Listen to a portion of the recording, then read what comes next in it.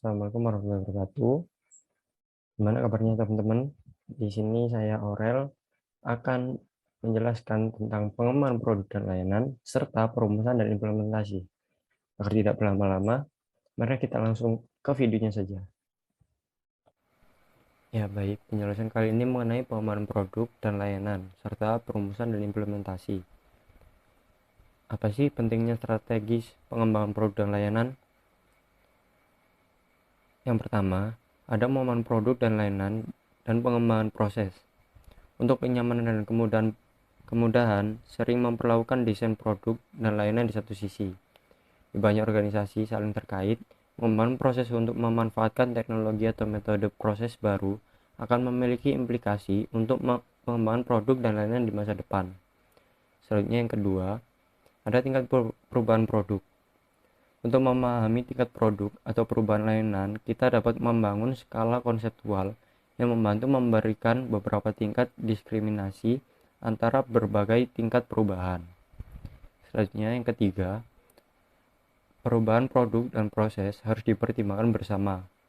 Sederhananya, perubahan produk atau layanan lebih mudah ketika proses dasar yang menghasilkannya tidak diubah pada saat yang sama, dan sebaliknya. Selanjutnya, Anda mengelola tumpang tindih antara pengembangan produk dan proses. Pengembangan produk dan pengembangan proses bukanlah hal yang sama. Bukan berarti keduanya tidak boleh tumpang tindih. Faktanya, salah satu tren yang lebih penting dalam desain produk adalah upaya yang cukup besar yang baru ini dilakukan untuk mengelola tumpang tindih. Selanjutnya, yang terakhir, desain modular dan kustomisasi massal.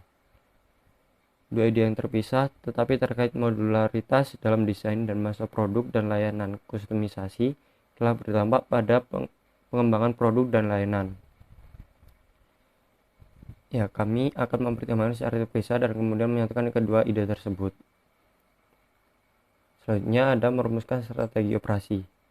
Gimana sih merumuskan strategi operasi? Proses perumusan strategi operasi berkaitan dengan bagaimana menyelaraskan kebutuhan pasar dengan sumber daya operasi dalam jangka panjang. Perumusan strategi operasi adalah proses praktis untuk mengartikulasikan berbagai tujuan dan keputusan yang membentuk strategi.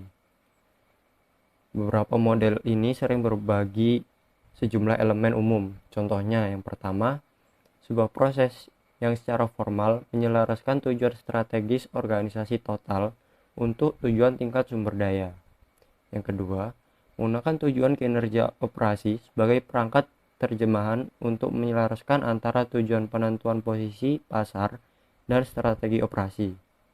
Yang ketiga, menilai keselarasan melalui penilaian kepentingan relatif dari tujuan kinerja operasi dan kinerja yang dicapai. Ya, itu tadi merumuskan strategi operasi. Selanjutnya ada analisis yang diperlukan untuk formulasi. Yang pertama, menganalisis kebutuhan pasar. Menganalisis kebutuhan pasar di luar cakupan buku strategi operasi untuk mengeksplorasi banyak model praktis yang ada untuk membantu praktisi menilai persyaratan pasar. Hanya karena ada banyak model rasional yang sangat terstruktur untuk menganalisis lingkungan eksternal, ini tidak berarti bahwa analisis ini sangat mudah. Tidak peduli seberapa rumit dan detail modelnya, terlepas dari beberapa banyak waktu dan usaha yang diinvestasikan dalam pengumpulan data, itu masih merupakan proses yang ambigu dan tidak dapat diandalkan. Selanjutnya yang kedua, yaitu menganalisis kemampuan sumber daya operasional. Alat manajemen strategi yang diterapkan secara luas, analisis SWOT, adalah titik awal yang baik untuk analisis sumber daya operasi. Mekanisme ini secara eksplisit menghubungkan faktor internal, yaitu kekuatan dan kelemahan, dan eksternal, peluang dan ancaman. Dan meskipun analisis SWOT yang sangat sulit untuk dimasukkan ke dalam proses perencanaan yang efektif, bagi kekuatan dan kelemahan dari SWOT sangat berguna. Selanjutnya yang ketiga ada kemampuan. Menganalisis kemampuan dan kelemahan adalah titik awal untuk memulai sumber daya. Tentang berikutnya adalah memahami kemampuan yang mungkin mereka wakili. Ide kapabilitas inti sangat penting untuk memahami bagaimana strategi operasi dapat dipertahankan dari waktu ke waktu. Penjelasan selanjutnya mengenai implementasi strategi operasi. Implementasi strategi operasi adalah tentang cara strategi dioperasionalkan. Hal ini melibatkan proses yang mencoba untuk memastikan bahwa strategi tercapai. Dampak terbesar dalam implementasi strategi berasal dari hubungan organisasi antara mereka yang bertanggung jawab merumuskan strategi dengan mereka yang menjalankan tugas operasi sehari-hari. Contohnya, seperti manajer yang menduduki posisi staf biasanya memiliki peran pemantauan, perencanaan, dan pembentukan strategis. Sedangkan peran tersebut memiliki hubungan yang erat dengan perencanaan pemasaran, pengembangan produk dan layanan, serta keuangan. Maka dari itu, mereka juga membutuhkan ruang organisasi. Selanjutnya yaitu saya ambil dari contoh PT Unilever Indonesia. Strategi apa sih yang digunakan oleh PT Unilever Indonesia dalam memasarkan produk? Yang pertama, PT Unilever Indonesia menggunakan strategi tingkat kooperasi atau corporate.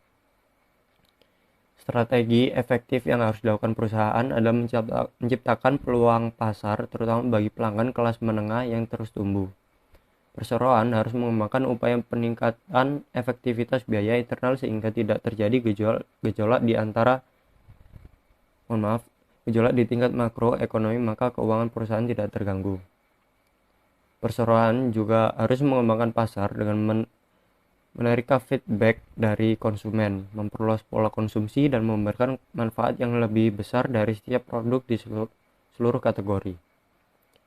Strategi yang kedua yaitu strategi manajemen keuangan. Unilever saat ini sedang fokus melakukan pertumbuhan organik seperti peningkatan omset penjualan, laba perusahaan, dan menekan struktur biaya. Namun tidak menutup kemungkinan melakukan pertumbuhan organik. Dalam melakukan akuisisi, Unilever selalu menggunakan dana keuangan internal, tidak perlu injeksi dari dana kantor pusat. Ia menekankan akuisisi hanya akan dilakukan jika bisa mendukung bisnis utama Unilever yang telah ada. Unilever tidak akan keluar dari bisnis utamanya, memproduksi dan memasarkan barang-barang konsumer, serta strategi manajemen keuangan Unilever dilakukan melalui pendirian kantor pemasaran Unilever Indonesia ke berbagai negara seperti Singapura, Jepang, dan Australia.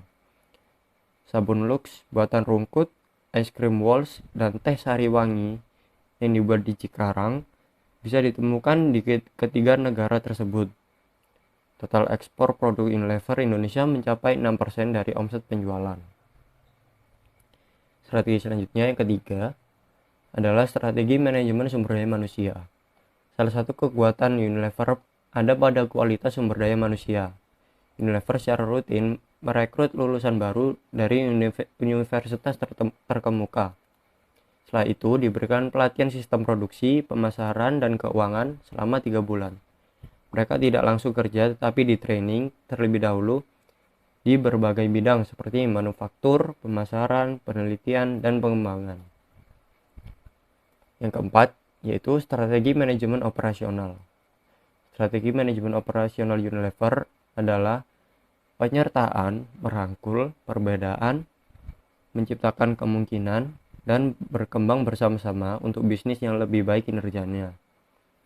Perusahaan merangkul keragaman dalam tenaga kerja.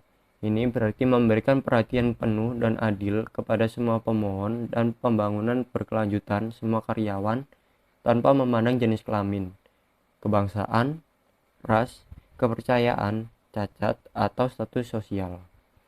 Keanekaragaman memainkan peran penting dalam memastikan perusahaan memahami kebutuhan konsumen. Strategi yang terakhir yaitu strategi manajemen pasar. Dalam strategi pemasaran, Unilever menciptakan brand masing-masing pada setiap produk, sehingga membagi pasar produk sabunnya dalam 3 merek, yaitu Lux untuk kecantikan wanita dengan segala manfaat dari sabun Lux. Lalu ada Lifebuoy, yaitu kesehatan keluarga, dan Dove, kecantikan sejati karena cantik itu tidak mengenal usia, ras, dan batasan yang lain, serta menonjolkan keistimewaan formulanya yang hingga kini belum bisa dicontoh oleh produsen sabun dimanapun, atau bagaimana Sosro membagi konsumennya berdasarkan jenis produk teh botol Sosro. Teh botol Sosro untuk umum, es teh untuk yang menyukai volume atau isi lebih banyak, dan fruity untuk anak muda atau khususnya anak-anak sekolah yang menyukai teh rasa buah dan cenderung suka rasa manis. Unilever tidak saja menjawab kebutuhan pasarnya, tetapi juga memastikan kompetitornya untuk berpikir beberapa kali sebelum menyemplungkan diri ke kancah persaingan tersebut. Tidak hanya itu saja, Unilever juga menggunakan strategi bisnis unit atau diferensiasi. Strategi bisnis unit atau SBU yang diterapkan menciptakan produk baru yang unik dengan harga terjangkau. Contohnya, setelah sukses menjangkau pasar dengan brand Sunsilk and Clear, PT Unilever Indonesia Tbk kembali menghadirkan produk perawatan rambut Tresemme yang menyasar segmen pasar medium end atau menengah ke atas. Perempuan di rentang usia 21-29 tahun, smart shopper, dan pencari style fashion. Strategi ini digunakan PT Unilever Tbk karena menyadari bahwa kebutuhan perempuan Indonesia untuk memiliki rambut yang sehat dan indah semakin tinggi, dan di sini PT Unilever memberikan sesuatu yang berbeda di produk-produk perawatan rambut lain. Ya, jadi seperti itu contoh yang bisa saya ambil dari Ya, PT gimana Unilever teman-teman? Indonesia. Video tadi adalah penjelasan tentang pengembangan produk dan layanan serta perumusan dan implementasi. Ya, mohon maaf bila ada salah kata dari penjelasan. Akhir kata, ke pasar beli buaya, tidak lupa membeli tahu. Sekian dari saya. Wassalamualaikum warahmatullahi wabarakatuh.